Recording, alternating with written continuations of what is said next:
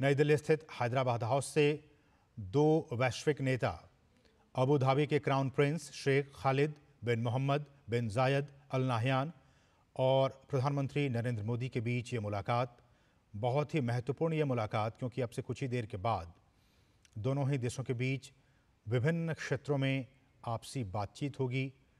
तमाम एक बहुत बड़ा व्यापारिक प्रतिनिधिमंडल इनके साथ भारत आया हुआ है, लेकिन द्विपक्षीय वार्ता में चाहे वो रक्षा की बात हो, सुरक्षा की बात हो, व्यापार की बात हो, कल्चरल टाइज़ की बात हो, इन तमाम क्षेत्रों में बातचीत होने की उम्मीद की जा रही है।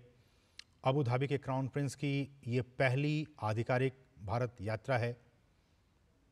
बहुत ही महत्वपूर्ण दोनों देशों के संबंध, हम जानते हैं कि भारत और संयुक्त अमीरात के बीच 1972 में डिप्लोमेटिक रिलेशनशिप इस्टेब्लिश हुए थे और तब से लेकर अब तक लगातार दोनों देशों के संबंध जो हैं वो मजबूत होते जा रहे हैं। और हम जानते हैं कि काफ़ी बड़ी तादाद में भारतीय जो प्रवासी हैं वो संयुक्त अरब अमीरात में रहते हैं, अबू धाबी में रहते हैं। इंडियन डायस्पोरा काफ़ी वहाँ पे तादाद में है, काफ़ी भारी तादाद में है।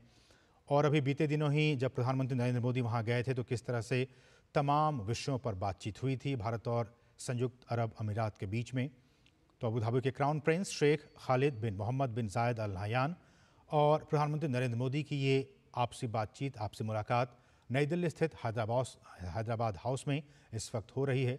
और एक बहुत बड़े व्यापारिक प्रतिनिधिमंडल के साथ अबू धाबी के क्राउन प्रिंस भारत आए हुए हैं। कल वो मुंबई जाएंगे, जहां व्यापार जगत के तमाम जो बड़े दिग्गज हैं उनके साथ भी उनके मिलने का कार्यक्रम है। और अगर व्यापार की बात की जाए तो भारत के बुनियादी क्षेत्र में 75 बिलियन अमेरिकी डॉलर का निवेश करने की प्रतिबद्धता जताई हुई है संयुक्त अरब अमीरात ने। और हम जानते हैं कि काफ़ी बड़ी तादाद में जो हाइड्रोकार्बन्स हैं हम उनका इंपोर्ट